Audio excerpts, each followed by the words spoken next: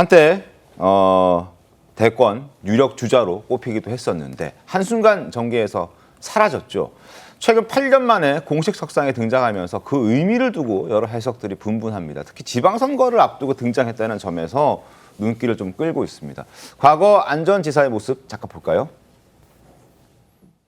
이 정글과 같은 여의도의 정당 정치에서 아직도 풋풋한 청년운동가의 그 혁명의 열정을 지니고 있는 안희정입니다. 세상을 바꿀 젊은 리더십, 저 안희정입니다. 국민 여러분, 죄송합니다. 국민 여러분들이 저에게 주셨던 많은 사랑과 격려 정말 죄송합니다. 인정하십니까? 추가 폭로 있었는데요. 조사 과정에서 성실하게 임하겠습니다. 수행비서를 성폭행한 혐의로 복역 후에 출소했죠. 정계를 떠난 지 8년 만에 어디에 등판했을까요? 바로 부여군수의 출판 기념식입니다. 갈 수 있죠? 충분히 갈 수 있는 자리인데 근데 부여군수의 얘기를 들어보면 임주혜 변호사님 초대하지 않았다 그러더라고요. 초대하지 않았는데 갔다는 거예요. 뭐 고맙기도 한데 초청한 적은 없다. 어떻게 보셨습니까? 그렇죠. 그러니까 두 사람의 인연이 각별한 것 같긴 했습니다. 안전지사가 충남도 재직 시절에 정무 부지사를 맡았던 그 인연 때문에 박정현 부여군수의 출판 기념회에 가게 된 건데요. 네. 사실 이와 관련해서 여러 가지 해석은 가능해 보이지만 공식적인 석상에 등장한 건 맞지만 별도로 안전지사가 발언을 이어가거나 하진 않았습니다. 하지만 또 지지자들과 함께 뭐 사진 촬영도 했고 반갑게 또 여러 정계 인사들과 인사를 나누기는 했다라는 목격담이 전해지는데 네. 이제 이와 관련해서 공식으로 초청한 것 같은지는 아니다라고 덧붙인 건 좀 부담스럽지 않았나 생각이 되는데요. 이 안희정 전 지사 같은 경우에는 위력에 의한 강제추행 혐의로 징역 3년 6개월의 실형이 선고가 되었고 만기 출소한 상황입니다.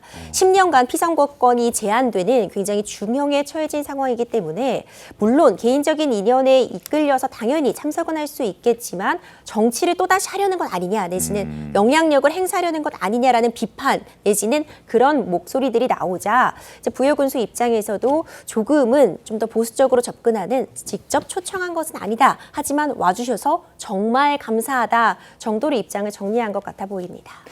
이태규 의원님, 지금 일단 결국 지방선거 전에 민주당과 조국혁신당의 합당은 지금 무산이 됐습니다만 지금 이렇게 안희정 전 지사의 움직임이라든지 그리고 다음 달이면은 문재인 전 대통령도 미국에 간다 그러더라고요. 이렇게 친문들의 어떤 움직임이 활발해지는 것도 약간 같은 맥락에서 볼 수 있는 건가요? 어떻게 보십니까? 글쎄요, 정청래 대표가 합당을 추진했을 적에도 조국 혁신당과 합당을 추진했을 적에도 친문 세력의 결합이다 네. 이런 해석이 나와 있지 않습니까? 이제 그 부분하고 지금 안희정 전 지사의 어떤 공식 석상의 등장부를 연계시킬 수 어떤 고리나 뭐 이런 건 없지만 저는 어쨌든 그 친문 세력이 아마 이후에 뭔가를 도모하려고 하는 네. 그런 흐름들은 아마 물밑에서 어느 정도 있을 거라고 봅니다. 네. 그럼에도 불구하고 저는 이제 안희정 전 지사가 정치를 재개하거나 네. 공식적인 활동을 하는 거는 저는 상당히 제약이 따를 수밖에 없다. 금방 이제 피선거권이 제한돼 있다고 말씀도 하셨지만 아까 이제 이 안희정 전 지사는 사라진 게 아니거든요. 실질적으로 퇴출당한 거거든요. 퇴출당했고 더군다나 이제 위력에 의해서 권력에 의해서 어떤 범죄를 저지른 부분이 있고 그런 부분에서 사법 처리를 받았고 정치권에서 퇴출됐기 때문에 그 부분이 어떠한 명분으로도 이것이 복귀할 수 있는 명분이나 근거들을 만들기는 저는 어렵지 않겠는가. 만약 그런 부분이 명분과 근거가 만들어진다면 정말 한국 정치를 어떻게 바라봐야 되는지 이 부분에서 정말 많은 부분을 생각할 수밖에 없게 된다고 보거든요. 저는. 네. 그래서 저는 어렵다고 봅니다. 어렵다. 네. 자, 꾸준히 지지자들과 만남을 이어오고 있는 상황인데 안전지사는 사라진 게 아니라 퇴출된 거기 때문에 복귀하기는 힘들 것이다. 자, 이동원 의원 어떻게 보십니까? 그러니까 정치적으로 복귀할 것이다. 이건 제가 볼 때는 좀 과도한 해석 같고요.